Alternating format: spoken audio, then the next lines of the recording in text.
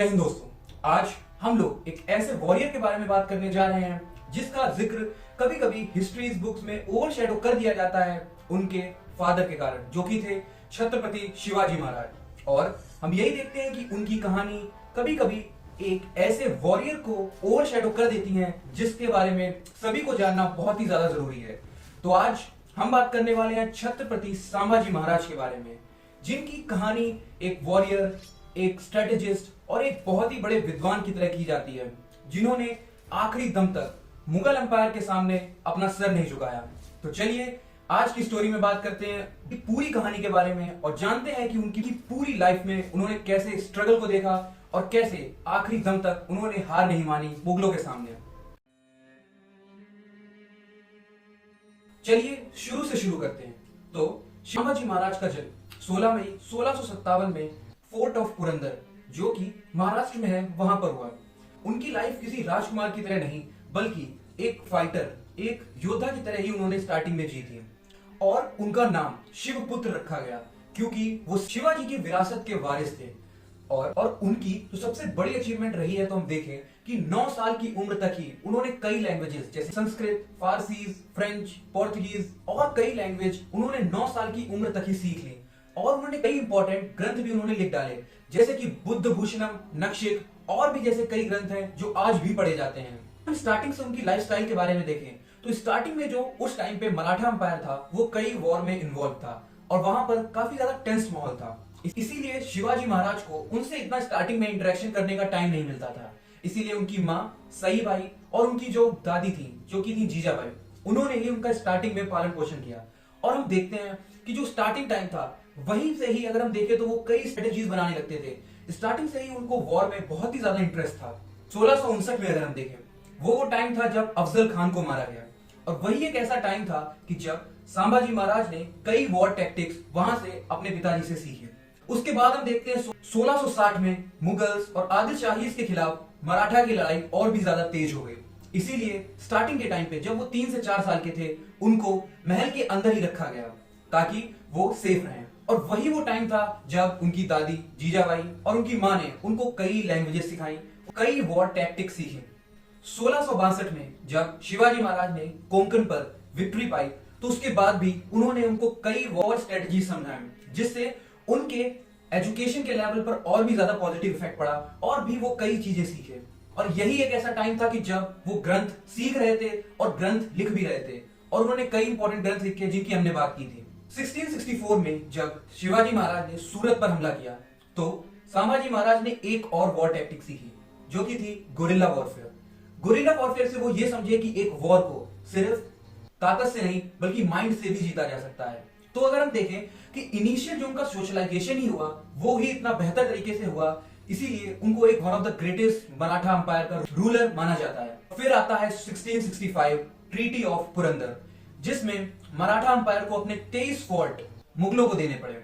इस चीज से संभाजी महाराज को बहुत ही बड़ा इंपैक्ट पड़ा और वही वो टाइम था जब उनकी मदर, उनकी भी डेथ हुई। और इसी टाइम के बाद उनको रायगढ़ में लाया गया।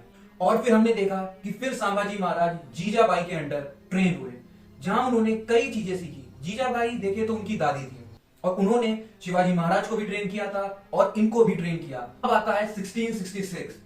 इस टाइम पे हम देखें तो औरंगजेब मुगल एम्पायर का रूलर था। वहां पर उसने शिवाजी महाराज और संभाजी महाराज को आगरा में बुलाया और वहां पर उनको धोखे से बंदी बना लिया। लेकिन वही वो टाइम था कि जब संभाजी महाराज और शिवाजी महाराज ने मिलकर वहां पे एक प्लान बनाया कि वो यहाँ महल से कैसे भागेंगे और वो इसमें सक्सेसफुल भी हुए।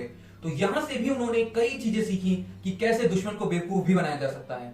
तो यहाँ से हमने देखा कि 4 साल से लेकर 10 साल की उम्र में उन्होंने कई ऐसे इंस्टेंसेस अपनी लाइफ में फेस किए जहां पर उन्होंने गुरिल्ला वॉरफेयर, कई उन्होंने लिटरेचर्स लिखी, कई उन्होंने ग्रंथ भी लिख डाले और एक बहुत ही ज्यादा मजबूत बेस अपने फ्यूचर के लिए तैयार किया। फिर आता है 1670। महज 13 साल की उम्र में ही उन्होंने रियल वॉर में भी एंट्री ली और पन्हाला और विशालगढ़ जैसी लड़ाइयों में उन्होंने हिस्सा लिया और उन्होंने वॉर को एक क्लोजली नेचर से देखा। और वहां पर उनका जो मेन एम था शिवाजी महाराज और उनका, वो था अपने खोए हुए किले जो कि ट्रीटी ऑफ पुरंदर से लिए गए थे उनको वापस लेना। फिर 1672 में हमने देखा कि तंजावुर और जिंजी जैसी लड़ाइयों में भी उन्होंने पार्ट लिया और भी वो इन चीजों में कुशल होते गए और एक वॉरियर की तरफ बढ़ने लगे। फिर आता है 1674 जब शिवाजी महाराज का रायगढ़ के फोर्ट में उनका राज्याभिषेक हुआ, और उसी के बाद से ही संभाजी महाराज को उत्तराधिकारी देखा जाने लगा और उनको कई ऐसी फ्यूचर स्ट्रेटजीज में इन्वॉल्व किया जाने लगा ताकि फ्यूचर में वो भी एक महान मराठा एम्परर बन सके। और उसी दौरान उनकी शादी भी यूसुफबाई से हुई। और 1675 में पहली बार ऐसा हुआ कि जब उनको इंडिपेंडेंट भी लड़ाइयों में भेजा जाने लगा, जहां पर वो शिवाजी महाराज के साथ गोलकोंडा और कर्नाटका जैसी जगह पर गए। उन्होंने कई लड़ाइयां लड़ी और 20 साल की एज तक वो मराठा आर्मी के एक बहुत ही ज्यादा कैपेबल जनरल बन चुके थे। 1680s में हम देखते हैं कि शिवाजी महाराज की डेथ होती है और उसके बाद मराठा अंपायर को आगे कौन लीड करेगा उसके लिए भी लड़ाई शुरू हो जाती है, जहां पर एक तरफ थे संभाजी महाराज और दूसरी तरफ थे राजा राम, जो कि उनके छोटे भाई थे।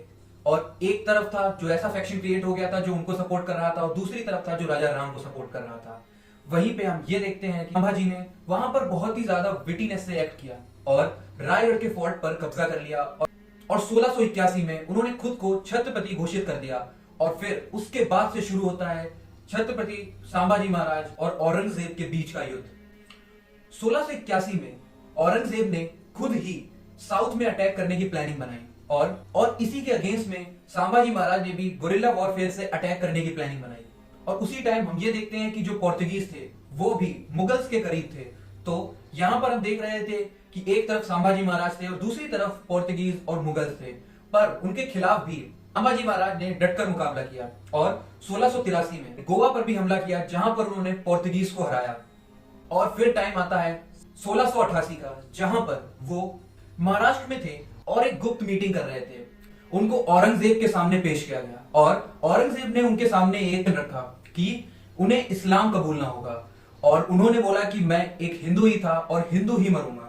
उसके बाद हम ये देखते हैं कि 40 दिन तक उनके साथ बहुत ही ज्यादा टॉर्चर हुआ। उस टॉर्चर में कहा जाता है कि उनकी आंखों में गर्म सलाखें तक डाल दी गई। 11 मार्च 1689 को उनको मौत की सजा सुना दी गई और उनकी डेथ हो गई। पूना के तुलापुर में उनकी डेड बॉडी के कई टुकड़े करे गए और उसके बाद उनकी डेड बॉडी के टुकड़ों को नदी में फेंक दिया गया।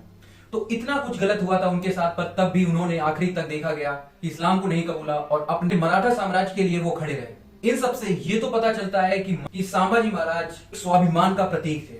वो एक ऐसे महाराज थे कि जो अपने मराठा अंपायर के लिए अंत तक लड़ते रहे और कभी भी मुगलों के सामने वो झुके नहीं। आज के टाइम के यूथ को उनसे कई ऐसी चीज है जो सीखनी चाहिए, जिसमें से पहली है कि नॉलेज। उन्होंने इस लाइफ की स्टार्टिंग से ही नॉलेज को बहुत ही ज्यादा इंपॉर्टेंस दी। स्टार्टिंग से ही 9 साल की उम्र तक उन्होंने कई लैंग्वेजेस सीख डाली, कई ग्रंथ लिख डाले। तो ये बताता है कि हमारा यूथ एजुकेशन को इंपॉर्टेंट दे तो एक लीडर बन सकता है फ्यूचर में। दूसरी बात उन्होंने सिखाई कि एक वॉर में सिर्फ ताकत नहीं बल्कि नॉलेज भी बहुत ही ज्यादा इंपॉर्टेंस रखती है। उन्होंने शिवाजी महाराज के साथ गुरिल्ला वॉरफेयर जैसी टेक्निक्स में महारत हासिल की और उन्होंने सिखाया कि जब कठिनाइयां जितनी भी बढ़ती जाएं, पर अगर आपके पास टेक्निक्स हैं उससे निपटने के लिए, तो आप उसको इजीली टैकल कर सकते हैं। और सबसे इंपॉर्टेंट चीज कि अपने देश के लिए जीना और उसी के लिए मरना। उन्होंने अपनी आखिरी सांस तक मराठा अंपायर को सर्व किया और एक ग्रेट लीडर की तरह उभरे। इसीलिए संभाजी महाराज एक सिर्फ नाम नहीं बल्कि एक प्रेरणा है। Thank you.